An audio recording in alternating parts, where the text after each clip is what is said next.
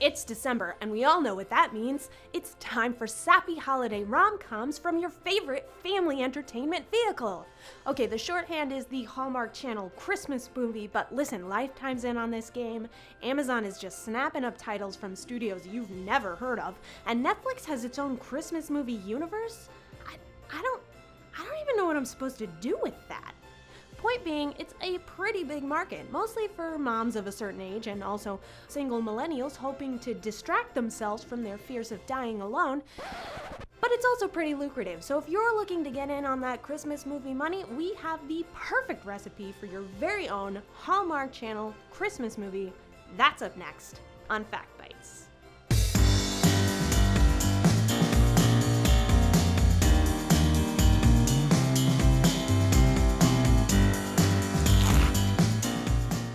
Before you slip into a diabetic coma from all the sugar-crusted plot points, don't forget to like and subscribe. All right, step 1. Start with a 30-something career-oriented leading lady who's unlucky in love. Contrary to what you might think, she does not have to be single at the start of this movie. Many a Christmas movie has started with a woman who thinks she's engaged to the man of her dreams, only to find out he's been a not-so-secret jerk this whole time. Maybe he kicks puppies on the side.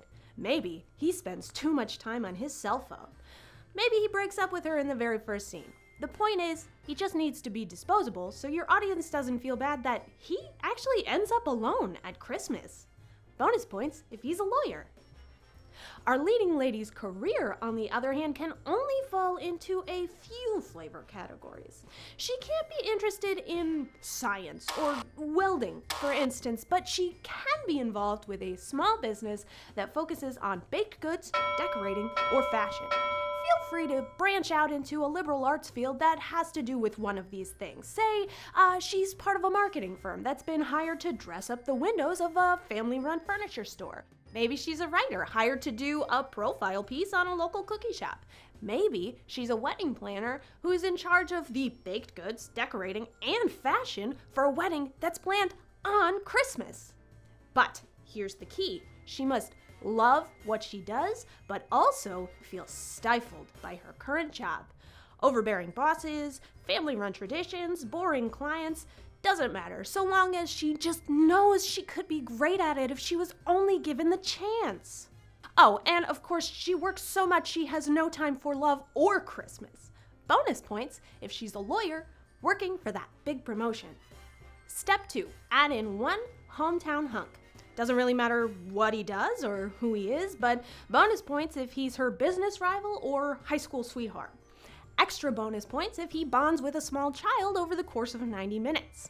This guy is about as generic as it gets without actually being a cardboard cutout. Basically, all he really needs to do is wear a lot of flannel and work with his hands. So actually, you could probably swap him out for the brawny paper towel guy. Don't have any hometown hunks on hand? No problem. Swap him out for generic European prince, or the American alternative, rich business guy in need of some soul searching, or music artist in need of inspiration. Step 3, stir in a little small town Americana. Doesn't matter where you start your story so long as you end up in a small town that looks vaguely Canadian. How did we get here? Up to you. Maybe your leading lady is on assignment for the inexplicably still publishing print medium she works for. Maybe your hunk just inherited a family farm from a dead relative. Maybe they're on their way to the big promotion when a snowstorm strands them in Vermont by way of Manitoba. If you've gone with the royal variety, maybe your prince is in search of true love.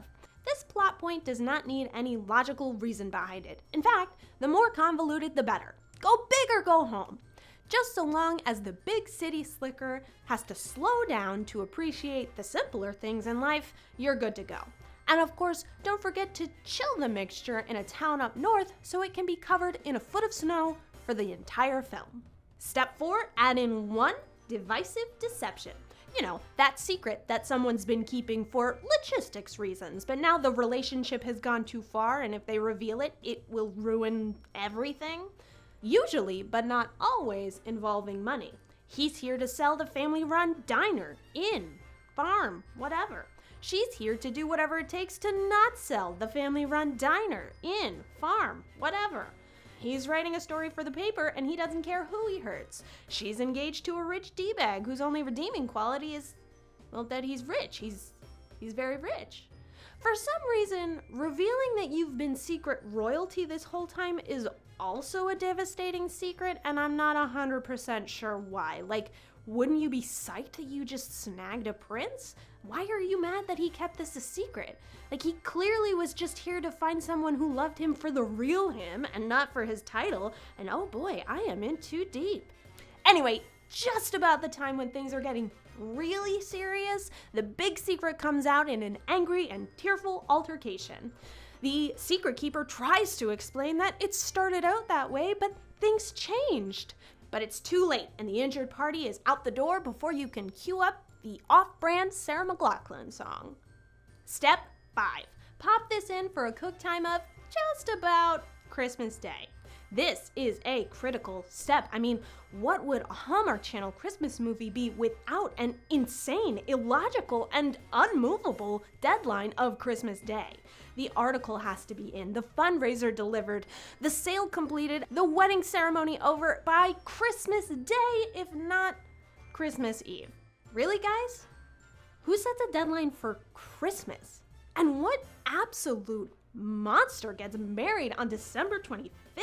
I mean, I don't have enough going on at Christmas, and now I gotta deal with all of these wedding logistics on top of that?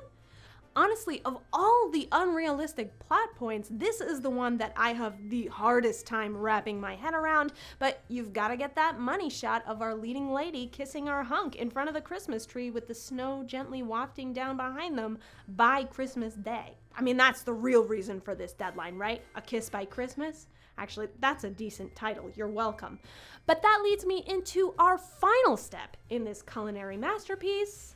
Top it all off with a Christmas kiss. Because that's why we're really here, right? Unrealistic expectations and a wholesome kiss at the end.